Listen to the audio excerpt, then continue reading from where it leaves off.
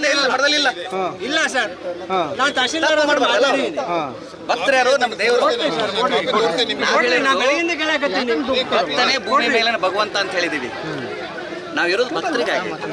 ಅದು ಬಿಟ್ಟು ಭಕ್ತರಿಗೆಲ್ಲ ತೊಂದರೆ ಕೊಟ್ರೆ ವಿನಂತಿ ಮಾಡಿದಾಗ ನಾವು ಈ ಪೊಲೀಸ್ ಆಫೀಸರ್ಗೆ ವೈಜ್ಞಾನಿಕೊಬ್ಬರಿಗೆ 15 ಬಾರಿ ಫೋನ್ ಮಾಡಿದ್ದೇವೆ. ಆಯ್ತು ಎಲ್ಲ ಭಕ್ತರುಗಳ ಕಳಿಸ್ತೀವಿ ಅಂತ ಹೇಳ್ತಾ ಇದ್ದಾರೆ. ಅವ್ರು ಹೋದ ಮೇಲೆ ಬರಿ ಅಂತ ಹೇಳಿದೀವಿ ನಾವು. ಸರ್ ಏನು ಆಗಲ್ಲ, ಕಳಿಸ್ರಿ. ನಾವು ಜವಾಬ್ದಾರಿ ತಗೋತೀವಿಲ್ಲ. ನಾವು ಜವಾಬ್ದಾರಿ ಇಲ್ಲ, ಕಳಿಸ್ರಿ. ನಮ್ಮನ್ನ ಬಿಡ್ರಲ್ಲ, ಹೊರ ಹೋಗ್ತೀವಿ ನಾವೇ.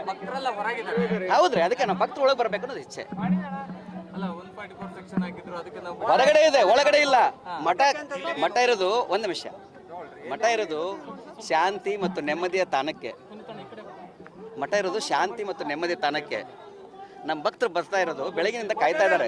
ಬನ್ನಿ, ಮಠದ ಸುತ್ತಮುತ್ತ 2 ಕಿಲೋಮೀಟರ್ ವ್ಯಾಪ್ತಿಗೆ ಅನ್ವಯಿಸುವಂತೆ ಈ ಕೆಳಕಂಡ ಷರತ್ತುಗಳು ಎಲ್ಲೈತ್ರಿ? ತೋರಿಸ್ರಿ, ಎಲ್ಲೈತ್ರಿ? 12 ಕಾರಣಗಳು ಹೇಳಿದ್ದಾರೆ ಸರ್. 1 ನಿಮಿಷ ಇಲ್ಲಿ ನೋಡಿ.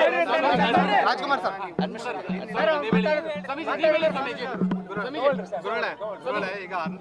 ನೋಡ್ರಿ.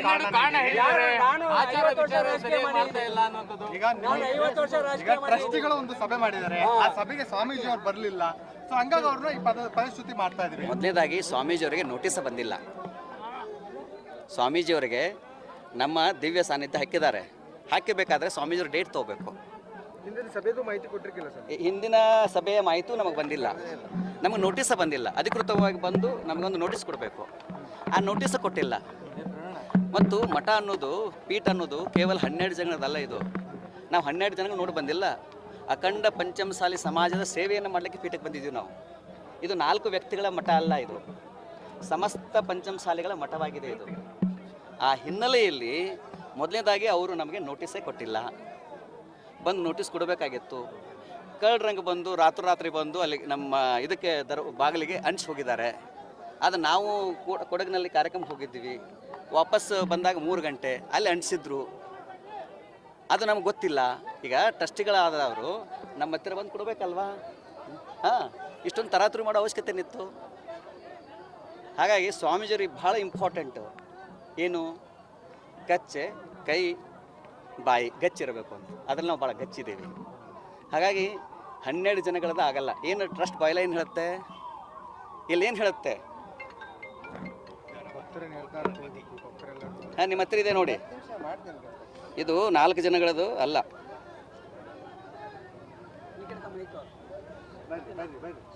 ನೋಡಿ, ಟ್ರಸ್ಟ್ ಸುಪ್ರೀಂ ಆಗಿರೋದ್ರಿಂದ ನಾವು ಅವ್ರ ಸ್ವಾಮೀಜಿ ಪದಚ್ಯುತಿ ಮಾಡಿದ್ದೇವೆ ಅಂತ ಹೇಳ್ತಾರೆ. ಸಮಾಜ ಸುಪ್ರೀಂ. ಸಮಾಜಕ್ಕಿಂತ ದೊಡ್ಡವ್ರು ಯಾರೂ ಇಲ್ಲ. ಸಮಾಜ ಇವರನ್ನು ನೇಮಿಸಿತ್ತು, ಇವರಾಗಿ ಮಾಡ್ಕೊಂಡಿದ್ದಾರೆ ಅದನ್ನು. ಮತ್ತು ಪೀಠ ಆರಂಭವಾಗಿರೋದು ಫೆಬ್ರವರಿ 17-18, 2008. ಟ್ರಸ್ಟ್ ಆಗಿರೋದು ಏಪ್ರಿಲ್ ತಿಂಗಳಲ್ಲಿ. ಮೊದಲು ಪೀಠ, ಆಮೇಲೆ ಟ್ರಸ್ಟು. ಆಮೇಲೆ ಪ್ರತಿ 5 ವರ್ಷಕ್ಕೊಂದ್ಸಲ ಟ್ರಸ್ಟಿಗಳು 1/4 ಹೋಗ್ಬೇಕಂತಿದೆ. ಅವು ಯಾವ ನಿಯಮಗಳು ಫಾಲೋ ಮಾಡಿಲ್ಲ. ಎಲ್ಲ ಅವರೇ ಇದ್ದಾರೆ. ಮತ್ತು ಅವರೆಲ್ಲ ಸಂಬಂಧಿಕರಿದ್ದಾರೆ. ಅವ್ರ ಆಸ್ತಿ ಪಾಸ್ತಿಗಳ ತಮ್ಮ ಸ್ವಂತ ಹೆಸರು ಮಾಡ್ಕೊಂಡಿದ್ದಾರೆ. ಮಠದ ಆಸ್ತಿ ಪಾಸ್ತಿಗಳಿದಾವಲ್ಲ, ಅನೇಕ ಆಸ್ತಿ ಪಾಸ್ತಿಗಳು ಅವ್ರು ತಮ್ಮ ಸ್ವಂತ ಹೆಸರು ಮಾಡ್ಕೊಂಡಿದ್ದಾರೆ. ಶಿಕ್ಷಣ ಸಂಸ್ಥೆಗಳು ಇವಾಗ ನೋಡಿ, ಸಿಂಪಲ್ ಆಗಿ ದಾವಣಗೆರೆಯಲ್ಲಿ ಪ್ರಧಾನ ಧರ್ಮರ್ಷಿ 23 ವರ್ಷದಿಂದ ಅವರೇ ಅಧ್ಯಕ್ಷರಿದ್ದಾರೆ. 23 ವರ್ಷದಲ್ಲಿ ಮತ್ತೊಬ್ಬ ಯುವ ನಾಯಕರು ಹುಟ್ಟಲಿಲ್ವಾ ಸಮಾಜದಲ್ಲಿ? ಮತ್ತೊಬ್ಬ ಜಿಲ್ಲಾಧ್ಯಕ್ಷರು ಬರಲಿಲ್ವಾ? ಹಗ್ರಿ ಬೊಮ್ಮಳೆ ನಮ್ಮದು ಶಾಖಾ ಮಠ ಇದೆ, ಅದು ತಮ್ಮ ಸ್ವಂತ ಪ್ರಾಪರ್ಟಿ ಮಾಡ್ಕೊಂಡಿದ್ದಾರೆ. ಅಷ್ಟೇ ಅಲ್ಲ, ಟ್ರಸ್ಟ್ ಏನು ಹೇಳುತ್ತೆ, ಮಠದಲ್ಲಿ ಶಿಕ್ಷಣ ಸಂಸ್ಥೆಗಳು ಇರಬೇಕು ಅಂತ ಇದೆ. ಒಂದು ಕಡೆ ಶಿಕ್ಷಣ ಸಂಸ್ಥೆಗಳು ಇರಬೇಕು ಅಂತ ಹೇಳ್ತಾರೆ, ಇನ್ನೊಂದು ಹರ ಎಜುಕೇಷನ್ ಟ್ರಸ್ಟ್ ಮಾಡ್ಕೊಂಡಿದ್ದಾರೆ. ಹರ ಎಜುಕೇಷನ್ ಟ್ರಸ್ಟ್ ಮಾಡಿಕೊಂಡು ನಮ್ಮ ನಮ್ಮ ಗುರುಗಳಾಗಿರುವಂಥ ಮಹಾನ್ ತಪ್ಪುಗಳ ಹೆಸರಿಟ್ಟುಕೊಂಡು ಅದನ್ನು ತಮ್ಮ ಸ್ವಂತ ಪ್ರಾಪರ್ಟಿ ಮಾಡಿದ್ದಾರೆ. ಮಠದ ಅಡಿಯಲ್ಲಿ ಇಲ್ಲ. ಮತ್ತು ಈಗಾಗಲೇ ಇಲ್ಲಿ ಮಠದಲ್ಲಿ ಕಟ್ಟಡಗಳಾಗಿದ್ದಾವೆ. ಅದ್ರ ಬಗ್ಗೆ ಭಕ್ತರೇ ಕ್ವಶನ್ ಕೇಳ್ತಾ ಇದ್ದಾರೆ.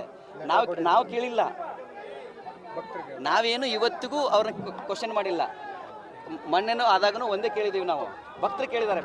ಅದಕ್ಕೆ ಅವ್ರದ್ದೇನಪ್ಪ ಅಂತಂದರೆ, ಲೆಕ್ಕ ಕೇಳೋರು ಸ್ವಾಮಿಗಳು ತೆಗೆದುಬಿಟ್ರೆ ಲೆಕ್ಕ ಕೇಳೋರು ಇರಂಗಿಲ್ಲ ಅಂತ. ಅವ್ರ ಸೆಂಟ್ರಲ್ ಸರ್ಕಲಲ್ಲಿ ಇರ್ತದೆ ಅಂತ.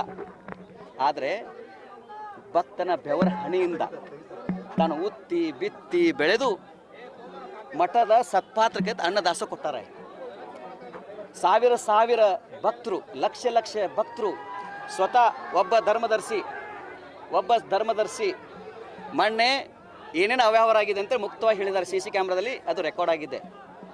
49 ನಿಮಿಷಗಳ ಕಾಲ ಮಠದಲ್ಲಿ ಆರಂಭದಲ್ಲಿ ಪೀಠ 2008ರಲ್ಲಿ ಎಷ್ಟು ಕೋಟಿ ಬಂತು, ಅದರಲ್ಲಿ ಎಷ್ಟು ಅವ್ಯವಹಾರ ಆಯಿತು, ಎಷ್ಟು ತಿಂದವ್ರು ಯಾರು ಅಂತ ಹೇಳಿದರು. ಸರ್ಕಾರದ 10 ಕೋಟಿ ರೂಪಾಯಿ 11 ಕೋಟಿ ರೂಪಾಯಿ ಬಂತು. 1 ಕೋಟಿ 10 ಕೋಟಿ ಒಂದು ಸಲ, 1 ಕೋಟಿ ಒಂದು ಸಲ, ಅವೆಲ್ಲ ಸಿಗುತ್ತೆ ಡಾಕ್ಯುಮೆಂಟ್ರಿ. ಆ 10 ಕೋಟಿ ಹಣದಲ್ಲಿ ಎಷ್ಟು ಅವ್ಯವಹಾರ ಆಗಿದೆ ಅಂತೇಳಿ ಅವರೇ ಹೇಳಿದ್ದಾರೆ. ಯಾರು ಹೇಳಿದ್ದಾರೆ? ಒಬ್ಬ ಟ್ರಸ್ಟಿ ಹೇಳಿದ್ದಾರೆ, ನಾವು ಹೇಳಿಲ್ಲ. ಆ ಟ್ರಸ್ಟಿಗಳಿಗೆ ಹೇಳಿದ ಮೇಲೆ ಅವ್ರದ್ದೆಲ್ಲ ಬಯಲಾಗುತ್ತೆ ಅಂತೇಳಿ ಮಾಡಿದ್ರು. ಆ CC DVR ಕತ್ಕೊಂಡು ಹೋಗ್ಬಿಟ್ರು. DVR ಕತ್ಕೊಂಡ್ರೆ ಇವತ್ತು ಮಟ್ಟಕ್ಕೆ ಬಂದಾರೆ. ಅವ್ರ ಮೇಲೆ ಕೇಸ್ ಆಗಿದೆ. ಕಳ್ಳರೇ ಬಂದು ಕಳ್ಳರಿಗೆ ರಕ್ಷಣೆ ತೊಗೊಂಡು ಬಂದಾರೆ. ಅಲ್ಲಿ ಅವರು ಬಹಳ ಗಟ್ಟಿಯಾಗಿದ್ದರೆ, ನಿಜವಾದ ಧರ್ಮದರ್ಶಿಗಳಾಗಿದ್ದರೆ ನೇರವಾಗಿ ಬರ್ಬೋದಾಗಿತ್ತು, ನಮ್ಮ ಹತ್ರ ಕೂತ್ಕೊಂಡು ಮಾತಾಡ್ಬೋದಾಗಿತ್ತು. ಕಳ್ಳರಾಗಿ ಬಂದು ಪ್ರೊಟೆಕ್ಷನ್ ಬಂದು ಅಂದರೆ ಇದರಲ್ಲಿ ನೀವು ತಿಳ್ಕೊಬೇಕು, ನಾನು ಪ್ರೊಟೆಕ್ಷನ್ ತೊಗೊಂಡಿದ್ದೀನ, ಇಷ್ಟು ಜನಗಳ ಆ್ಯಸ್ ಅ ಮಾಧ್ಯಮಕ್ಕೆ ನಾನು ಪ್ರೊಟೆಕ್ಷನ್ ಕೇಳಿದ್ದೀನ? ಕೇಳಿಲ್ಲ. ನಾವು ಸನ್ಯಾಸಿ, ನಮಗೆ ನಿರ್ಭಯಾಗಿರಬೇಕು. ನಮ್ಮ ಮಠದಲ್ಲಿ ಸುವ್ಯವಸ್ಥೆ ಇರಬೇಕು, ಶಾಂತಿ ಸಮಾಧಾನ ಇರಬೇಕು. ಭಕ್ತರಿಗಿಂತ ದೊಡ್ಡವ್ರು ಯಾರೂ ಇಲ್ಲ. ನನ್ನ ಕನಸು ಒಂದೇ, ಈ ನಾಡನ್ನು ಕಳೆದ 2.5 ವರ್ಷದಿಂದ ನಾವು ಇಂದಿನ ರಾಜ್ಯಾಧ್ಯಕ್ಷರಂಥ ಸೋಮನಗೌಡ ಪಾಟೀಲ್ರವರು ಹಳ್ಳಿ ತಿರುಗಾಡ್ತಾ ಇದ್ದೀವಿ, ಸಮಾಜವನ್ನು ಸಂಘಟನೆ ಮಾಡ್ತಾ ಇದ್ದೀವಿ. ಅದು ಜಾತಿಗಣತಿ ಇರಬಹುದು. ಇನ್ನು ಕೆಲವರು ಏನಾಗಿದೆ ಅಂತಂದರೆ ಅವರಿಗೆ ಹಿಂದೂ ಅಂತ ಹೇಳಬಾರ್ದು ಅಂತದೆ. ಕೆಲವು ಟ್ರಸ್ಟಿಗಳಿಗೆ ಏನಿದೆ ಅಂತಂದರೆ ಸ್ವಾಮಿಗಳು ಹಿಂದೂ ಅಂತ ಹೇಳಬಾರ್ದು ಅಂತಂತಾರೆ. ಇನ್ನೊಂದು ಲಿಂಗಾಯತ್ ಅಂತಲೂ ಹೇಳಬಾರ್ದು ಅಂತಂತಾರೆ. ಒಂದವರು ನಾವು ಹಿಂದೂ ಲಿಂಗಾಯತ್ ಅನ್ನಬಾರ್ದು ಸ್ವಾಮಿಗಳು. ಅವರು ಮಾತಾಡಿದ ಪ್ರಶ್ನೆಗಳು ಹೆಂಗೆ ಅಂತ ನೀವು ಇಮ್ಯಾಜಿನ್ ಮಾಡೋಕ್ಕಾಗಲ್ಲ ನೋಡಿ. ಅದು ಅಮಾನ್ಯ. 12 ಜನಗಳ ಮಠ ಅಲ್ಲ ಇದು. 12 ಜನಗಳ ದುಡ್ಡು ಹಾಕ್ಕೊಂಡು ಮಠ ಕಟ್ಟಿಲ್ಲ. ಈ ಮಠ ಕಟ್ಟಿದವರು ಲಕ್ಷಾಂತರ ಜನ ಬಡ ಪಂಚಮಸಾಲಿಗಳು, ರೈತರು. ಹಾಗಾಗಿ ಈ ಮಠ ಇನ್ನು ರಾಷ್ಟ್ರ ಅಂತಾರಾಷ್ಟ್ರ ಮಟ್ಟದಲ್ಲಿ ಬೆಳೆಸ್ತೀವಿ ಅನ್ನೋದು ಸಂಕಲ್ಪ ನಮಗಿದೆ. ನನಗೆ ಯಾವುದೇ ರೀತಿ ಭಯ ಇಲ್ಲ, ಆತಂಕ ಇಲ್ಲ. I am so confident. I have all right. ಮುಂದಿನ ಈಗ ನಮ್ಮೆಲ್ಲ ಭಕ್ತರು ಬರ್ತಾರೆ, ಅವ್ರ ಜೊತೆ ಚರ್ಚೆ ಮಾಡ್ತೀವಿ. ಭಕ್ತರಿಗೆ ಇಚ್ಛೆಯಂತೆ ಎಲ್ಲ ನಡೆಯುತ್ತೆ.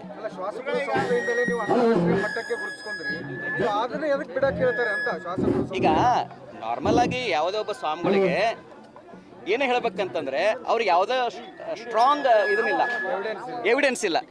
ನೋಡ್ರಿ, ಸ್ವಾಮಿಗಳಿಗೆ ಯಾವುದೇ ಸ್ವಾಮಿಗಳು ಏನು ಮಾಡ್ಬೇಕಂದ್ರೆ ಗಚ್ಚೆ ಕೈ ಬಾಯಿ ಗಚ್ಚಿರ್ಬೇಕು ಅಂತ, ಅದನ್ನ ಬಿಟ್ಟು ಅವ್ರು ಹೇಳಕ್ ನಮ್ಮ ಬಗ್ಗೆ ಏನಿಲ್ಲ, ವಿಷಯ ಡೈವರ್ಟ್ ಮಾಡಿದ್ದಾರೆ ಅಷ್ಟೇ. ಹಿಂದಿನ ಸ್ವಾಮೀಜಿ ಅವ್ರನ್ನು ಇದೇ ರೀತಿ ಒಂದು ರೀತಿ ಉಚ್ಚಾಟನೆ ಮಾಡಿದ್ರು ಅಂದ್ರೆ ಅವರು ಒಂದು ಸ್ಕೀಮ್ ಮಾಡ್ಕೊಂಡಿದ್ದಾರೆ. ಈ ಪ್ರತಿ 5 ವರ್ಷಕ್ಕೆ ಒಬ್ಬ ಸ್ವಾಮಿ ತೆಗೆದು ಇನ್ನೊಂದು ಸ್ವಾಮಿ ಮಾಡ್ಬೋದು. ಆ ಸ್ವಾಮಿಗಳ ಕಾಲದಲ್ಲಿ ಏನು ಹಣ ಬರ್ತಾರೆ ಎಲ್ಲ ನಮ್ಗೆ ಹಾಕೋಬೇಕು, ನಮ್ ಕೈ ಹಾಕೋಬೇಕು ಅನ್ನೋದು ಇದೆ ಅವ್ರಿಗೆ ಅಷ್ಟೇ. ಹಾಗೆ ಸಮಾಜ ಕಟ್ಟಬೇಕು ಅನ್ನೋದು ಯಾವ ಉದ್ದೇಶ ಇಲ್ಲ. ಹಂಗಿದ್ರೆ ಇಲ್ಲಿವರೆಗೆ ಅವರೇ ಟ್ರಸ್ಟ್ಗಳು ಇರ್ತಿರಲಿಲ್ಲ. ಪ್ರತಿ 5 ವರ್ಷದ ಹೊಸ ಟ್ರಸ್ಟ್ಗಳು ಇರಬೇಕಾಗಿತ್ತು. ಯಾಕಂದ್ರೆ ಫಾಲೋ ಮಾಡಿಲ್ಲ ಅವರು. ನೋಡಿ, ಇದರಲ್ಲಿ ಕೆಲವರು ಪಕ್ಕ ಆಂಟಿ ಹಿಂದೂಗಳಿದ್ದಾರೆ. ಆ ಟ್ರಸ್ಟಿಗಳ ಅವ್ರ ಹೆಸರು ಕೂಡ ನಾನು ಹೇಳಬಲ್ಲೆ, ಸಮಯ ಸಂದರ್ಭದಲ್ಲಿ ಹೇಳ್ತೇನೆ. ಮತ್ತು ಆಂಟಿ ಲಿಂಗಾಯತರಿದ್ದಾರೆ ಅವರು. ಇವತ್ತಿಗೂ ನಿಮ್ಗೆ ಗೊತ್ತಿರಲಿ, ಮಠದಲ್ಲಿ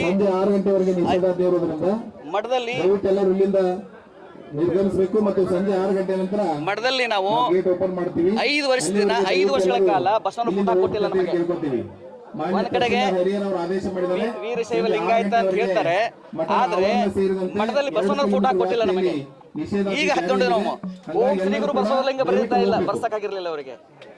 ಹಾಗಾಗಿ ನಾವು ಬಹಳ ಕಾನ್ಫಿಡೆಂಟ್ ಇದ್ದೀವಿ. ಭಕ್ತರು ಬರ್ತಾರೆ. ಭಕ್ತರನ್ನು ನಂಬಿಕೊಂಡು ನಾನು ಪೀಠಾಧ್ಯಕ್ಷರಾಗಿರೋದು 4 ಜನಗಳಲ್ಲ. ಮತ್ತು ನಮ್ಮ ಸಂಪುಟದಲ್ಲಿ, ನಮ್ದೇನು ಸಂಪುಟ ಇದೆಯಲ್ಲ, ಯಾವುದೋ ಒಬ್ಬ ಮಠದ ಸ್ವಾಮಿಗಳು ಮಾಡ್ಬೇಕಾದ್ರೆ ಸಂಪುಟ ಕೊಡ್ತಾರೆ. ಅಲ್ಲಿ ಶ್ವಾಸವನ್ನು ಬಿಡಬೇಕಂತ ಇಲ್ಲ, ಎಲ್ಲಿ ಉಲ್ಲೇಖ ಆಗಿಲ್ಲ. ಹಾಗಾಗಿ ತಾವೇ ಕ್ರಿಯೇಟ್ ಮಾಡ್ಕೋತಾರೆ. ಈಗ ಹೇಳಕ್ಕೆ ಏನು ರೀಸನ್ ಇಲ್ಲಲ್ಲ. ಅವ್ರ ಮೇಲೆ ಗುರುತರ ಆಗಿರುವಂಥ ಆರೋಪಗಳಿದಾವೆ, ಲೆಕ್ಕ ಕೊಡಿ ಅಂತೇಳಿ. ಅದನ್ನ ಡೈವರ್ಟ್ ಮಾಡ್ಬೇಕು ಅಂತೇಳಿ ಈ ಸ್ವಾಮೀಜಿ ತಂದಿದ್ದಾರೆ ಅಷ್ಟೇ. ಅವರೇ ಗೌರವಯುತವಾಗಿ ಟ್ರಸ್ಟ್ ಇಂದ ರಾಜೀನಾಮೆ ಕೊಡಬೇಕು.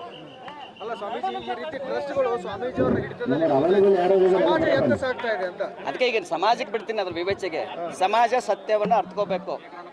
ಮತ್ತು 4 ಜನಗಳ ಮಧ್ಯ ಅಲ್ಲ ಇದು, ಇಡೀ ಸಮಾಜದಲ್ಲಿ ಬೇಕಂತಾನೆ ನಮ್ಮ ಪಂಚಮಸಾಲಿ ಸ್ವಾಮೀಜಿಯವರನ್ನ ಕರ್ನಾಟಕದಲ್ಲಿ ಪಂಚಮಸಾಲಿಗಳು ಡೇ ಬೈ ಡೇ ಸ್ಟ್ರಾಂಗ್ ಆಗ್ತಾ ಇದ್ದಾರೆ. ಪಂಚಮಸಾಲಿ ನಾಯಕರು ಬಹಳ ಸ್ಟ್ರಾಂಗ್ ಆಗ್ತಾ ಇದ್ದಾರೆ. ಲಿಂಗಾಯತಲ ಪಂಚಮಸಾಲಿ ನಾಯಕರು ಬಹಳ ಸ್ಟ್ರಾಂಗ್ ಆಗ್ತಾ ಇದ್ದಾರೆ. ಹಾಗಾಗಿ ಅವ್ರನ್ನ ಟಾರ್ಗೆಟ್ ಮಾಡಿಕೊಂಡು ಪಂಚಮಸಾಲಿ ಸ್ವಾಮಿಗಳನ್ನ ಟಾರ್ಗೆಟ್ ಮಾಡ್ತಾ ಇದ್ದಾರೆ. ಅದು ನಮ್ಮ ಜಯ ಮೃತ್ಯುಂಜಯ ಸ್ವಾಮೀಜಿ ಇರ್ಬೋದು, ನಮಗಿರ್ಬೋದು, ಹಿಂದೆ ಸಿದ್ಧಲಿಂಗ ಸ್ವಾಮಿಗಳಿಗೆ ಪ್ರತಿ ಹಿಂಗೆ ಟಾರ್ಗೆಟ್ ಮಾಡಿ ಪಂಚಮಸಾಲಿ ಸಮಾಜದ ಮುಖ್ಯ ಸ್ವಾಮಿಗಳನ್ನ ಟಾರ್ಗೆಟ್ ಮಾಡ್ತಾ ಇದ್ದಾರೆ. ಸಮಾಜ ನಾಯಕರಲ್ಲಿ ಭಿನ್ನಾಭಿಪ್ರಾಯ ಮಾಡಬೇಕು, ಸ್ವಾಮಿಗಳ ಬಗ್ಗೆ ಕಪ್ಪು ಚಿಕ್ಕನ್ನು ತರಬೇಕು ಅನ್ನೋಂಥದ್ದು ಒಂದು ವ್ಯವಸ್ಥಿತವಾಗಿರೋ ಷಡ್ಯಂತ್ರ ನಡೀತಾ ಇದೆ. ನೋಡೋಣ, ನಮ್ಮ ಭಕ್ತರ ಜೊತೆ ಕುತ್ಕೊಂತೀವಿ. ನಮ್ಮ ಭಕ್ತರಿಗಿಂತ ದೊಡ್ಡದಲ್ಲ, ಭಕ್ತನೇ ಭೂಮಿಯಲ್ಲಿ ಬಂತು.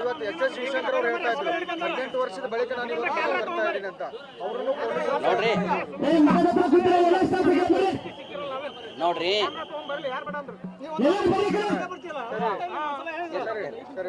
ಒಂದು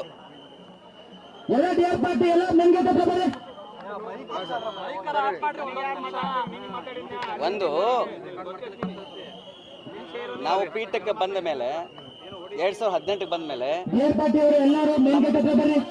ನಮ್ಮದ ಕನಸೇನಿತ್ತು ಅಂತಂದ್ರೆ ಹರಿಹರ ತಾಲೂಕು ಪ್ರತಿ ಮನೆಗೆ ಹೋಗ್ಬೇಕು ಅಂತ ಇತ್ತು. ದಾವಣಗೆರೆ ಜಿಲ್ಲೆಗೆ ಪ್ರತಿ ಮನೆಗೆ ಹೋಗ್ಬೇಕಂತಿತ್ತು.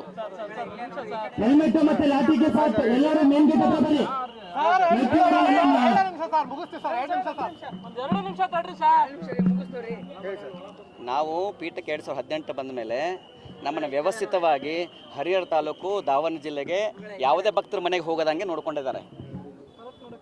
ಹರಿಹರ ತಾಲೂಕು ಮತ್ತು ಮನೆ ಗೆದ್ದು ಮಾರು ಗೆಲ್ಲಬೇಕಲ್ವಾ, ನಮ್ಮನ್ನು ವ್ಯವಸ್ಥಿತವಾಗಿ ಮನೆಯೇ ಗೆಲ್ಲದಂಗೆ ನೋಡ್ಕೊಂಡಿದ್ದಾರೆ. ಆದರೆ ಇತ್ತೀಚಿನ ದಿನಗಳಲ್ಲಿ ನಾವು ಭಾಳ ಗಟ್ಟಿಯಾಗಿ ನಮ್ಮ ಡಾಕ್ಟರ್ ರಾಜ್ಕುಮಾರ್ ಅವರು ಬಂದ ಮೇಲೆ ನಾವು ಭಕ್ತರ ಬಡವರ ಮನೆಗೆ ಹೋಗ್ತಾ ಇದ್ದೀವಿ.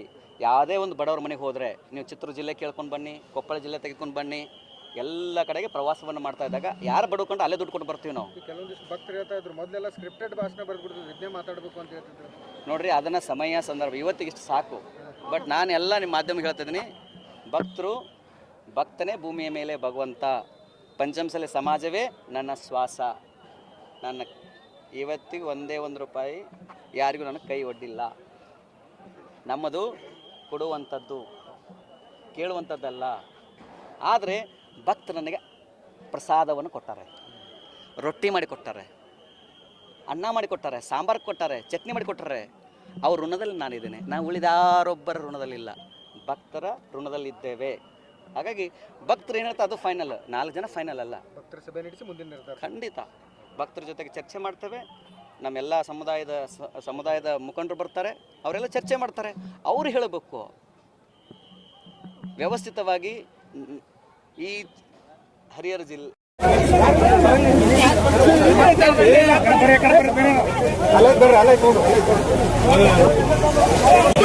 ಸರ್ ಗಾಳಿ ಬಿಡ್ರಿ, ಗಾಳಿ ಗಾಳಿ ಬಿಡ್ರಿ.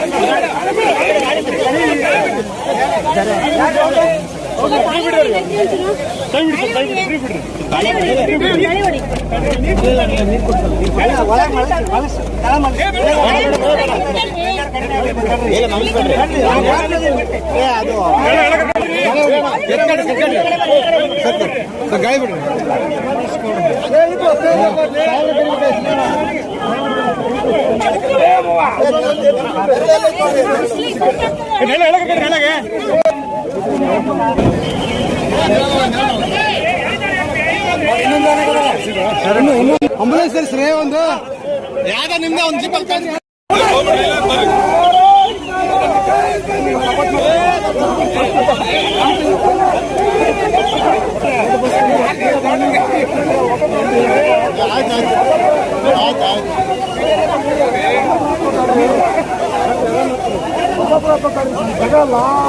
ಇಂಥ ಚಾರ್ಜ್ ಸಿಗ್ತದೆ.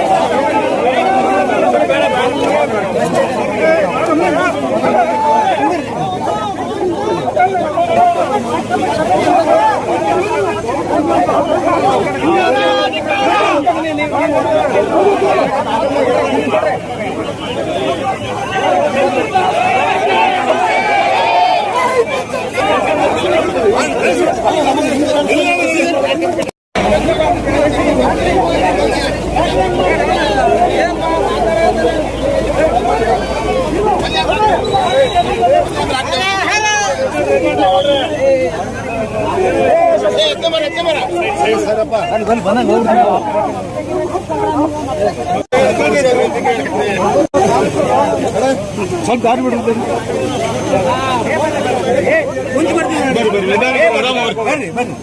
ಬರ್ರಿ ಸ್ವಲ್ಪ ದಾರಿ ಬಿಡ್ರಪ್ಪ ಯಜಮಾನ್ರಿಗೆ ಬರ್ರಿ ಸರಿ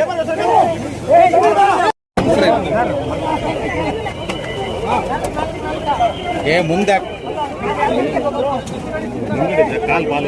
ಅಲ್ಲ ಸರ್, ಒಂದು ಆಂಬುಲೆನ್ಸ್ ಹಿಡ್ಕೊಂಡಂತಾನೆ ನೀವು ಇಷ್ಟೆಲ್ಲ ಪೊಲೀಸ್ ಹಿಡ್ಕೊಂಡಾಗ ಆಂಬುಲೆನ್ಸ್ ನಮ್ದೆಲ್ಲ ಅಲ್ಲ ಕರ್ಕೊಂಬೇಕು ಸರ್, ಒಂದು ಆಂಬುಲೆನ್ಸ್ ಎಮರ್ಜೆನ್ಸಿಗೆ ನೀವು ಅದು ಬೇರೆ ಬಿಸಿಲು ಭಾಳ ಐತಿ.